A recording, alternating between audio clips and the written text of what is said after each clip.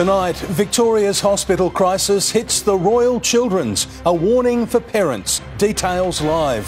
Victorians in an early voting surge. The PM fighting to make up ground after a leaders' showdown. A heartbroken family faces the man accused of killing a missing woman. Nathan Buckley answers explosive new accusations in the bitter Pies race dispute. Families warned to brace for a double hit at the supermarket. And a plea from a brave footy team thrashed by 431 points. Live from Melbourne, 7 News with Peter Mitchell starts now. Good evening. Victoria's hospital crisis is hitting the Royal Children's, battling long delays and forced to issue a plea to parents. Cameron Bowe is at the hospital this evening, and Cameron, they're swamped and they're urging parents to stay away. Mitch, it is the second straight day of extreme stress on the emergency department here at the Royal Children's. Now, the message from the Royal Children's to parents is that they should only bring their child here if it is an emergency and they have no other option. The hospital is reporting that it is extremely busy. That's the highest level of demand, and that means that wait times can often blow out to beyond 4 hours. Health workers are saying and urging parents to try to ease the pressure on the hospital tonight, and that's by taking their child to a GP or a local hospital if possible. One child's lips becoming purple, having not known that the child had eaten some blueberries. So there's some of the really concerning ones that provide a significant drain on our services. Now, fortunately, as we go to air, there are no issues with ambulance ramping here at the Royal Children's, but the emergency department is facing a level of demand which it is struggling to meet, Mitch. Cameron Bowe at Parkville. Thank you. Scott Morrison is desperately trying to save the election as Labor gains ground in the wake of the leaders' debate. The PM spruiked an old defence plan as Anthony Albanese promised millions to boost teaching in schools. Anthony Albanese returns a high school hero. Back in his boyhood stamping ground. Good to be back here. Yes, what school did I go to? This one. Like many students, he says one teacher in particular left a big impression. It was a fellow called Paul Cheney. He was my economics teacher. He encouraged me to do economics at university. Now he wants to encourage more and better qualified teachers with a $146 million plan offering 5,000 scholarships of $10,000, an extra $2,000 in rural areas for high achieving students with ATARs above 80 to study teaching. Australia is now seeing the worst results since international testing began for reading, writing and maths. As Scott Morrison squeezes into a Seahawk helicopter, so I'm going to take this for a flight. re-announcing plans to upgrade attack helicopters, some to be stationed and maintained in the marginal New South Wales South Coast seat of Gilmore. Right here, in this very hangar. The danger signs, though, becoming clearer as today's news poll shows, despite Anthony Albanese's problems last week, Labor lifting its primary vote to 39, the coalition down to 35. Labor's lead now 54-46 after preferences, and Mr Albanese gaining as preferred Prime Minister, pointing to a Labor landslide. There's 2 weeks to go. But with pre-poll stations opening today, voting is already underway, and it's unlikely either leader won any new support last night with a fiery and often shouty second leaders debate. Scott Morrison didn't have anything to say except shouting. He only had smears and that smirk throughout it all. It was a pretty spirited debate, I'm sure everybody will agree. These are passionate topics. Topics such as the need for a National Integrity Commission. You haven't got a plan.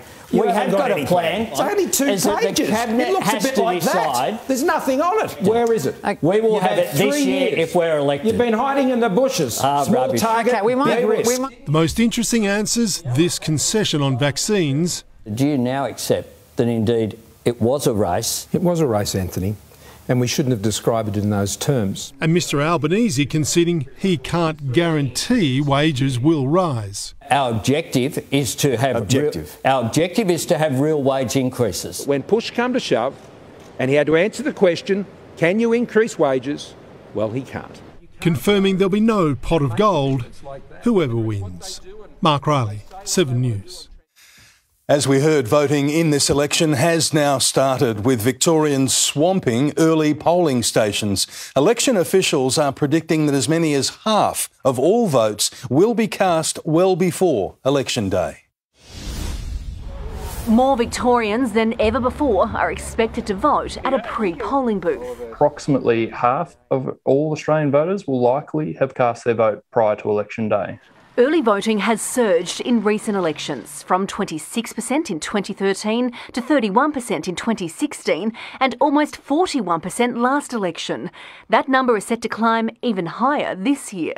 It was busiest in Kooyong, where independent challenger Monique Ryan kept an eagle eye on Josh Frydenberg, the Treasurer on a handshake offensive as he fights to retain his seat. It's been a very positive move and encouraging as well to see the reception, opportunity to talk to hundreds of local people and obviously the issues of the day, but also just an opportunity to say hello. We know it's going to be really, really close, and I think he is aware of the same sort of polling that we've seen, and that it's going to be, I think, probably down to 500 votes in Kooyong, which is pretty remarkable given, as you know, it's been a safe Conservative seat for 122 years. Almost anyone can vote early at one of 100 pre-polling booths across the state. If you'll be travelling on election day, working, sick or in hospital, and there's no need to make a formal application, just turn up. But you do have to apply to cast a postal vote. They need to be completed before or on May 21. We'll be overseas. We're about to have a baby. It's our Sabbath on Saturday. If you can turn up on Election Day, that's what you should be doing. And Tegan Doling joins us now. Tegan, COVID is set to impact how we vote. Which the Electoral Commission has confirmed that if you are vulnerable to COVID, you are eligible to come down to one of these pre-poll booths and cast your vote early. And if you do catch COVID in those final days leading up to the election, you'll cast your vote over the phone. Mitch. Tegan Doling at Airport West. Thank you. A heartbroken family has come face to face with the man accused of killing a missing Brunswick woman. Mariam Hamke's boyfriend is charged with murder, even though her body has never been found. A year after Mariam Hamke vanished, the 36-year-old's family is still desperate for answers. We have no sign or trace or any update of where she is, and that's the tragic thing for the family. Police believe only 2 people know where her remains are. Boyfriend Toby Loughnane, charged with her murder, and his friend Oscar Newman, accused of helping him cover it up. Do you know what happened to Mariam, Oscar? As Mr Loughnane fronted the Magistrates Court today, a number of friends gave evidence, one telling the court she saw Ms Hamke and Mr Loughnane argue for hours, just months before she disappeared. Mr Loughnane's committal runs for 2 days and will finish tomorrow. Then it will be up to the magistrate to decide if he'll stand trial for murder in the Supreme Court. Representing the Hamke family in court, John Heron, a lawyer whose own daughter Courtney was murdered 2 years ago. To have some closure is the main aspect that we're looking from the family's perspective, to be able to lay Miriam to rest and for a place for them to visit. Jodie Lee, 7 News.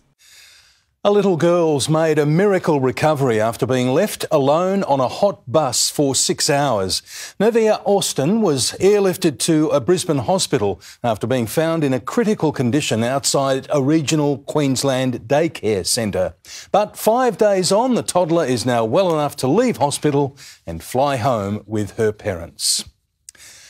Nathan Buckley has hit back at a new round of explosive claims from Heritier Lumumba. The latest allegations are detailed in a leaked dossier, but the former coach says that's only his version of the truth. Collingwood has started a truth-telling process with past players, but Heritier Lumumba has opted out, instead documenting his racism concerns in a leaked dossier. Among them, allegations an assistant coach showed players a pornographic image in a team meeting. That is his perspective of the truth, but there are other versions of the truth. Lumumba also alleges then Collingwood CEO Gary Pert told an inappropriate sexual joke. Lumumba stepped in to remove a homophobic poster at Collingwood, and Buckley dropping him from the leadership group before banning Lumumba from media interviews. Heritier doesn't really want to move forward unless there's, I don't know, whether heads need to roll. I mean, I don't know exactly what he's looking for. Recently, Collingwood audited its Do Better progress, the report finding it's been significant and genuine. Well, he has been apologised to. I've apologised to him. The club has apologised to him. For the situations that for the environment that he has been in. And 7 News can reveal Lumumba's Supreme Court writ against Collingwood and the AFL, filed in 2020, is currently dormant. The document hasn't been updated in at least 12 months. Tom Brown, 7 News. There's more grim news at the checkout, with analysts tipping the financial pain around groceries is only just beginning. The major supermarkets are warning most of their key suppliers have already asked for a price hike.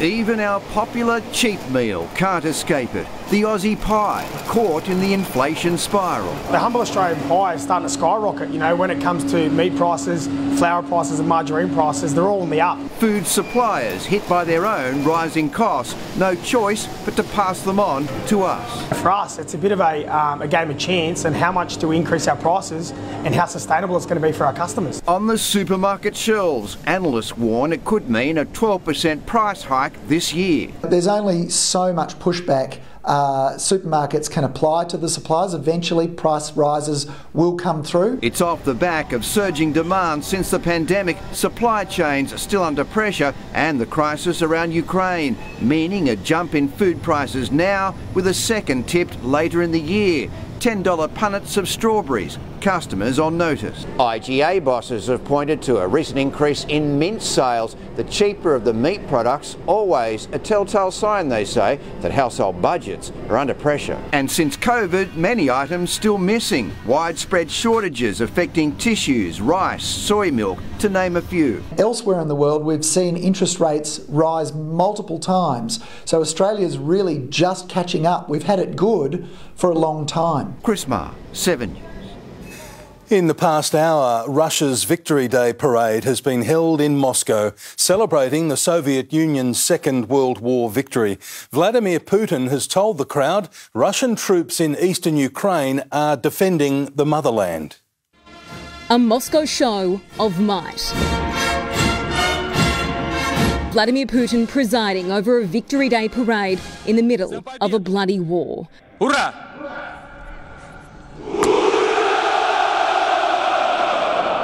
Precision despite a current battle not yet won and only hours after a coordinated show from the West.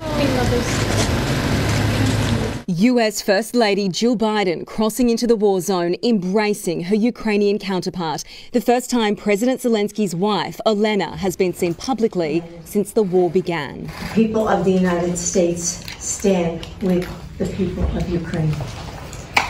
You feel it. You feel it. As her husband sat down with Canadian Prime Minister Justin Trudeau. We will continue to support you as you fight authoritarianism, as you defend your freedoms, your democracy, your way of life, as well as all of ours. Raising the flag at his country's embassy, US diplomats also returning to the capital after a February evacuation. The anniversary of the end of World War II this year dominated by Europe's modern-day conflict. A virtual meeting of G7 leaders committing to banning Russian oil imports. Condemnation of Putin's actions echoed in an underground concert.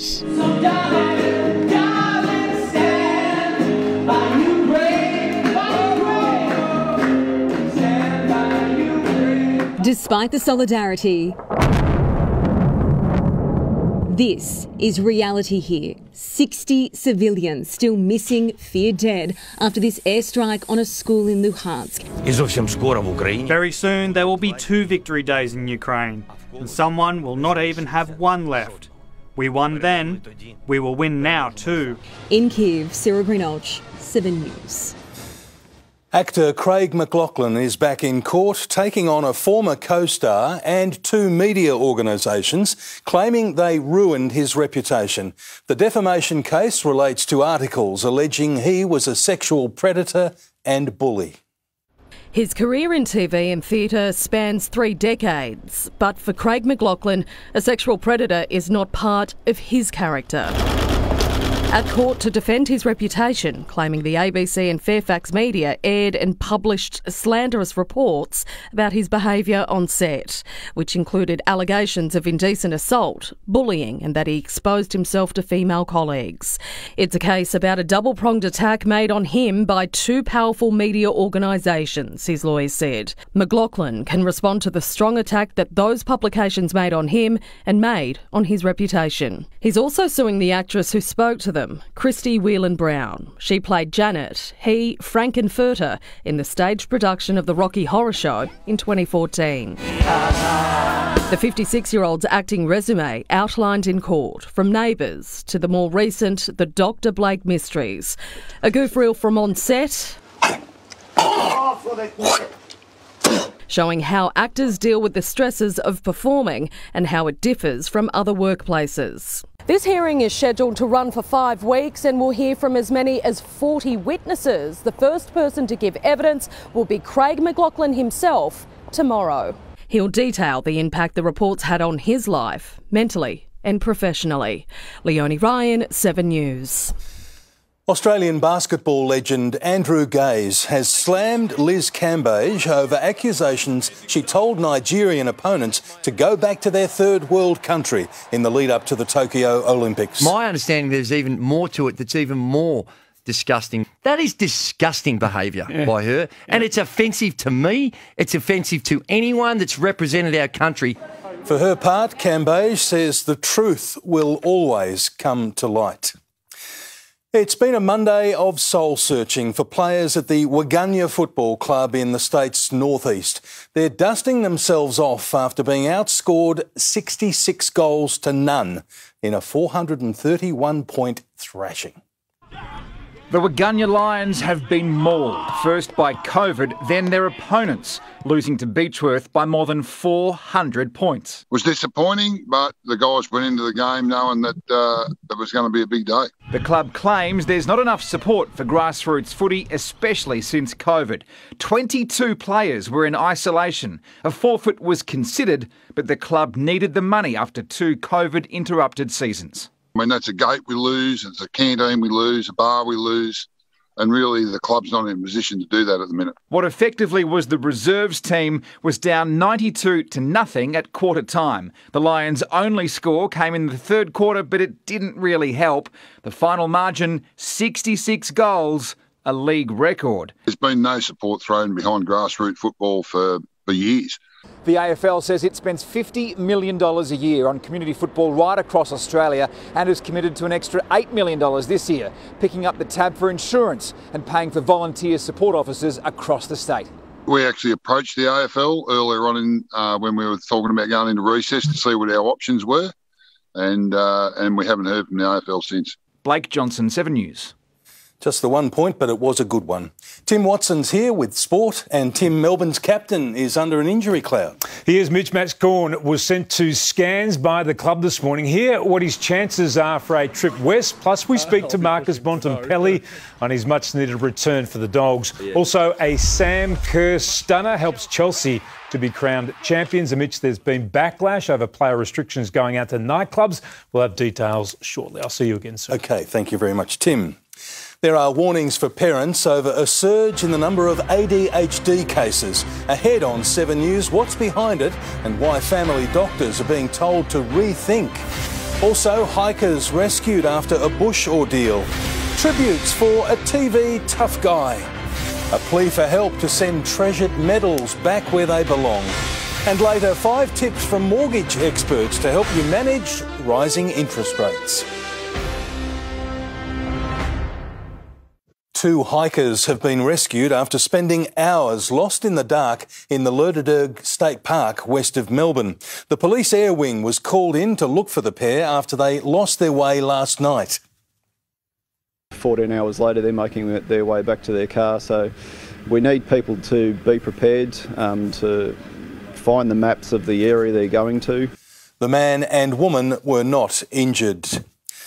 The number of prescriptions to treat ADHD have almost doubled in 8 years. Health experts are blaming TikTok for glamorising the disorder and are pleading for doctors to rethink the drugs they give children. James MacArthur King has been living with attention deficit hyperactive disorder since he was a child, long before doctors knew what ADHD really was. My mother was running around trying to find out why on earth I had behavioural issues and that sort of thing. James's daily challenges only made sense after seeing a how-to ADHD video on YouTube. The number of prescriptions for ADHD drugs has almost doubled in 8 years, from around 529,000 per year in 2013 to 926,000 last year.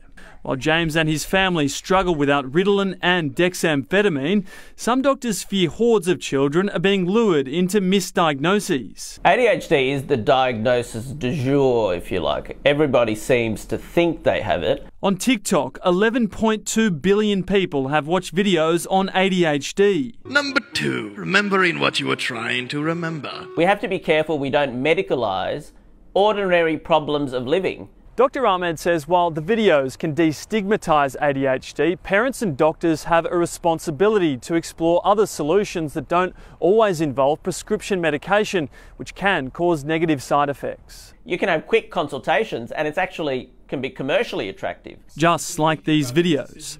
Tom Saker, 7 News.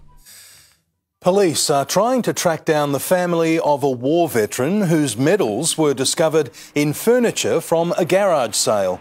They belonged to David Bruce Welsford, who died in 2001. I've exhausted all the avenues of inquiry and got all the way up to the president of the RSL of Victoria, who knew the owner of these medals personally, but I haven't found any extended family yet. The veteran never had children, but it's hoped his late wife's relatives will come forward. British actor Dennis Waterman was known for his tough on-screen roles, most notably as the bodyguard in the hit TV show Minder. Today, friends are remembering not just his acting, but his singing voice, which opened many of his shows. Bursting onto screen as Sergeant George Carter in The Sweeney. All right, you're under arrest. A tough crime-busting detective in 1970s London. If you've gone bananas, your chances are slim enough as they are. The role catapulted Dennis Waterman to stardom. We knew we were doing something really quite special and very different for British television. Soon after, audiences flocked to Waterman as reformed jailbird Terry McCann in Minder. I put my life on the line. Clothesline, was it? In the garden? He even sang the show's theme song, a hit in British and Australian music charts. Best known, though, by younger fans for his role as retired detective Jerry Standing in New Tricks. Waterman's career, though, started long before that. He grew up on stage. We must have discipline, sir. But away from the spotlight, a turbulent personal life. A family statement said Dennis Waterman died peacefully in a Spanish hospital with his fourth wife, Pam, by his side. David Woywood, 7 News. Sonia Marinelli joins us now with a look at the weather. And Sonia, a glorious day to start the week. Mitch, just what we needed to recharge our batteries. Dry high pressure is sitting above us. That cleared out the weekend showers and put a pause on the wind. The city dipped to 8 degrees as the sun rose. The fog crept in, but it lifted pretty quickly. We peaked at 17 degrees and our Monday was nice and bright. And Mitch, tomorrow's even better. Details after sport. That sounds great. Thank you, Sonia. A marathon love feud has gone back to court. Next, a breakthrough over a bitter break-up that dragged on for 7 years. Also, NAPLAN tests with a difference for Victorian children. And see what's hot at Australian Fashion Week. There's been a breakthrough in a long-running legal battle between two ex-lovers. The warring couple have settled their defamation court action after bombshell allegations were made public. All smiles as a bitter legal battle comes to an end for Connor Vanitas, who sued his former lover after being labelled an evil love rat. Are you happy to finally put this behind you? Yes. The IT consultant alleged Selena Holder united with two of his other ex-girlfriends to write a letter to his current fiancé, which read, "He is dangerous and violent and a sex addict. He will take all your money. We are trying to save you. We are the sisterhood." A joint statement from both parties was presented to the judge to put an end to the feud that had been simmering since 2015. But Mr Arvanitis shook his head in court after hearing his ex still denies writing the letter. Do you consider the matter dealt with? No comment. The judge accepting the terms of settlement of the costly defamation case 1 year after their dirty laundry was made public. Miss Holder didn't turn up to court today. She was represented by her lawyer. The judge thanked the former lovers for resolving the matter. Both agreed it was in the best interest of their daughter. Family lawyers say there's been a boom in this kind of legal action between warring exes. Mediation is a much better use of your funds. Stop, think, where is the best use of my money? Sarah Jones, 7 News. A driver has diced with death at St Kilda after crashing his van into a pole on Marine Parade. Paramedics treated the man at the scene before he was taken to the Alfred Hospital in a stable condition. Remarkably, he's expected to make a full recovery. NAPLAN has undergone a major overhaul with testing to move online for the first time. Tomorrow's questions will adapt to match each student's ability, but critics still want it scrapped.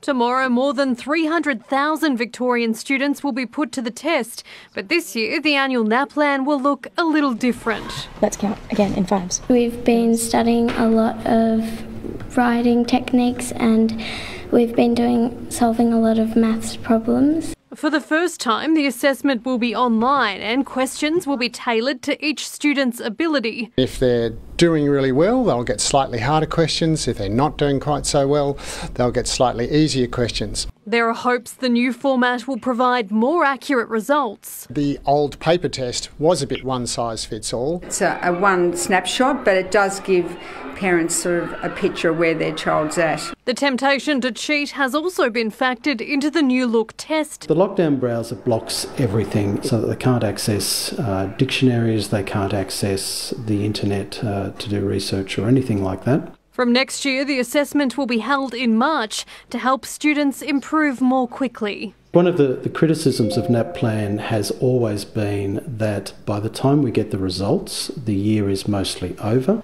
Getting that data earlier will enable us to actually change things. The Australian Education Union says the new format still fails to hit the mark, calling instead for a new assessment to take its place. Education really is much broader than the sorts of things that NAPLAN assesses. Rochelle Brown, 7 News.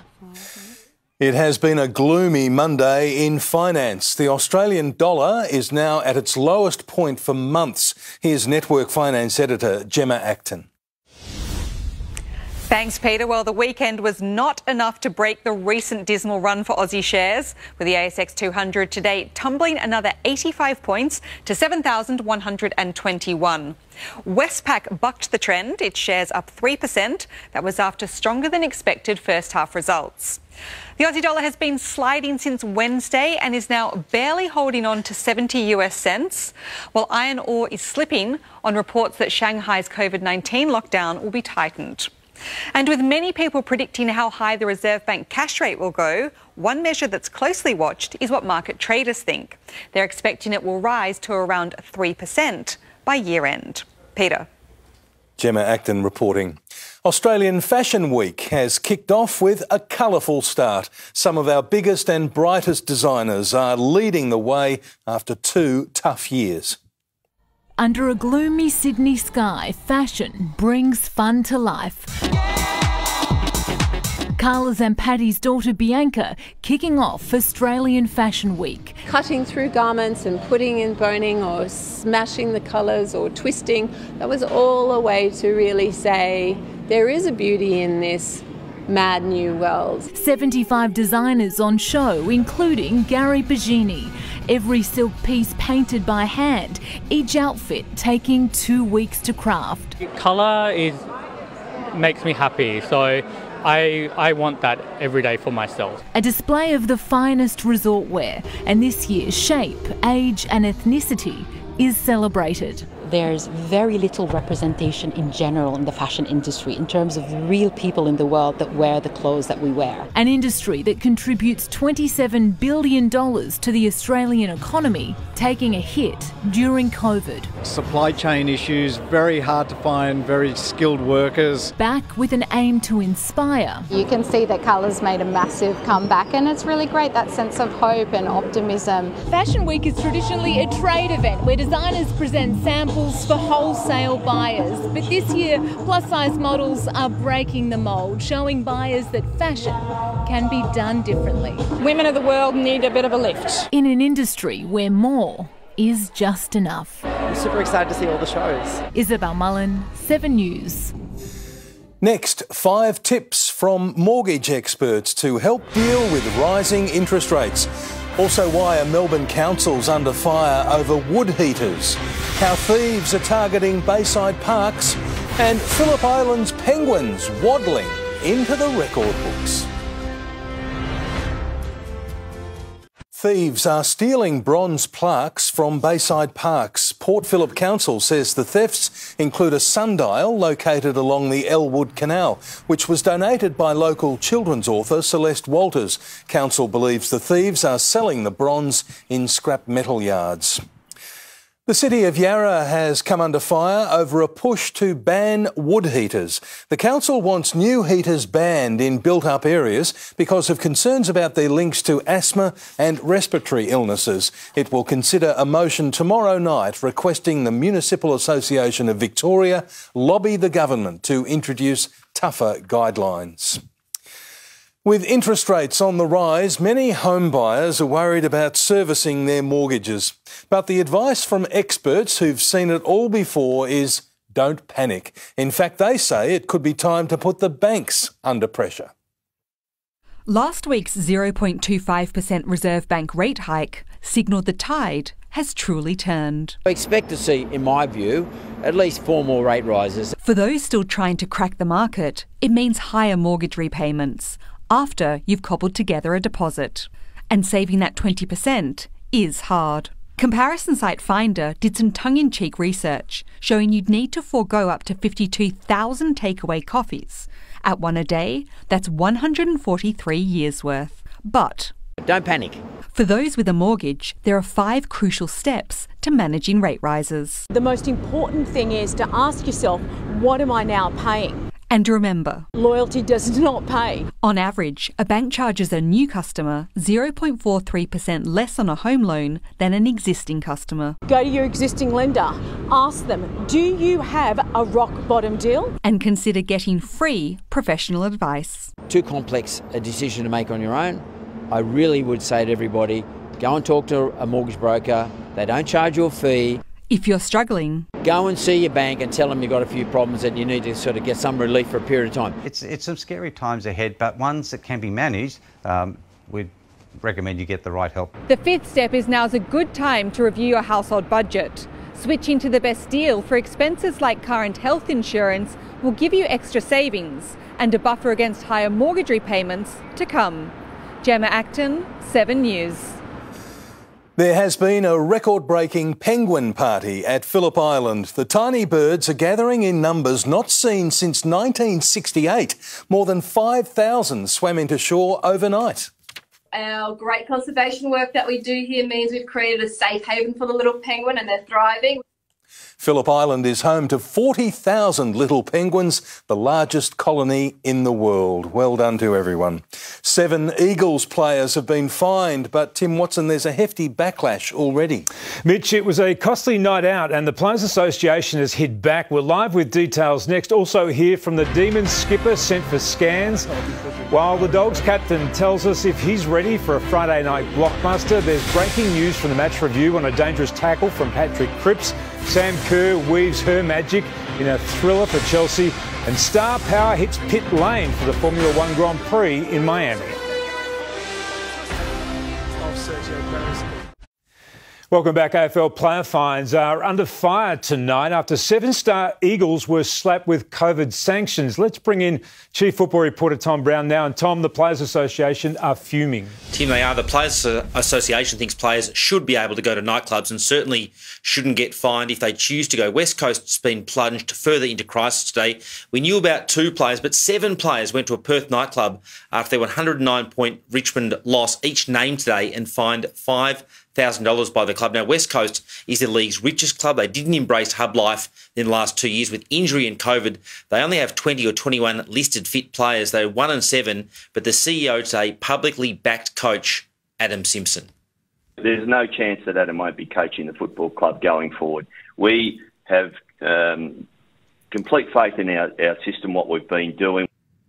Tim, this is the debate a short time ago. The Players Association telling me we do not support rules prohibiting players from entering venues, nor the sanctions. That's the fines imposed. Meanwhile, Tim, just in from the MRO, Patrick Cripps has been cleared. He's probably leading the Brownlow medal. There is no sling action there. Cripps cleared tonight by the MRO. A relief for Cripps and Carlton fans, Tim. Indeed, thanks, Tom. Max Gawn has sent a scare through the Demons camp with club doctors sending him for scans on his knee. The skipper says it's not serious, but questions remain if he'll make the trip west.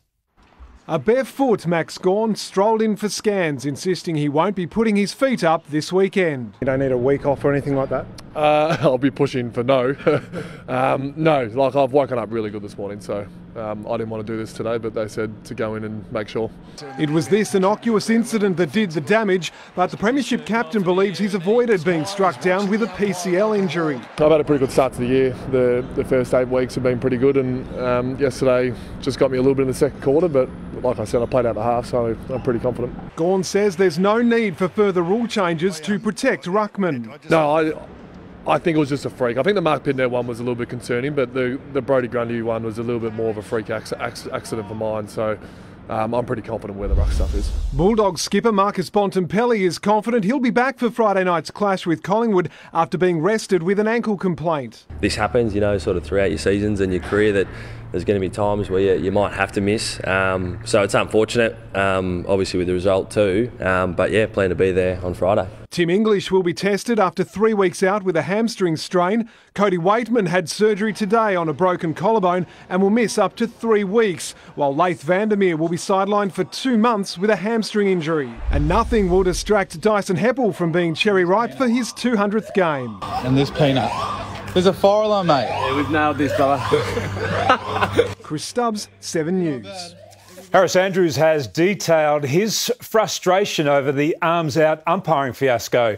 The Lions defender kick-started a weekend of confusion about the new dissent rules. Clearly, when I put my arms out a couple of weeks ago, I sort of probably didn't realise what I was starting, but you watch that weekend and you see some of the arms out and maybe some of the more demonstrative acts sort of go unpaid, then I guess you start to get a little bit frustrated. Harris says he's fully supportive of the rule change. There was double delight for Aussie Sam Kerr, who produced a piece of magic in Chelsea's 4-2 win over Manchester United to help seal a 3rd straight Super League title for the club. But here she is looking for another one and gets another one. Sat up nicely and I thought, I'm just going to whack it. Just got to try things. I do that all the time. I try things that people don't maybe try, and this time it came off. Kerr also awarded the Golden Boot for the season to go with the title. The stars were shining brightly at the inaugural Miami Grand Prix. David Beckham, the Williams sisters and Matt Damon among those in attendance. Max Verstappen took the lead early and was never headed as chaos unfolded behind him. Place and oh dear, Lando Norris has made contact with the AlphaTauri. Lando Norris is out of this race. Danny Ricciardo crossed the line in 11th but was relegated to 13th after a penalty for an illegal move. Verstappen's 3rd win of the season cuts Charles Leclerc's championship lead to 19 points. The man who was part of the Ben Simmons trade has delivered for the 76ers. James Harden knocked down 31 points as Philly levelled the playoff series with Miami 2-2. Harden, they gather, and he buries it. Dallas took Game 4 against Phoenix in the West. That series also tied at 2 apiece. And the rise of the next tennis superstar continues. Carlos Alcaraz beat Novak Djokovic and Rafael Nadal en route to the Madrid Open final, where he downed world number 3 Alexander Zverev. Carlos Alcaraz is the champion in Madrid. Right now, you are the best player in the world. Even though you're still 5 years old, you're still beating us all. It's his second title on tour in the space of 6 weeks, the perfect warm-up too for the French Open in a fortnight. The changing of the guard is happening before our very eyes, Mitch. We need a bit of young blood up the top, don't we, Tim? Indeed. And how about the umpires easing back on the descent? Have you noticed that? Yeah, I did, and I think that's about right. I mean, it wasn't overly demonstrative, but we were thinking that it was going to be black and white, but our game always operates in that grey area, Mitch. Yes, it does indeed. Thank you very much. Like the weather sometimes. Yeah, true. And Sonia is next with the forecast. And Sonia, there's more sunshine on the way. And Mitch, soak it up tomorrow because it's not going to last. Rain clouds are on the way and I'll tell you when they'll arrive next.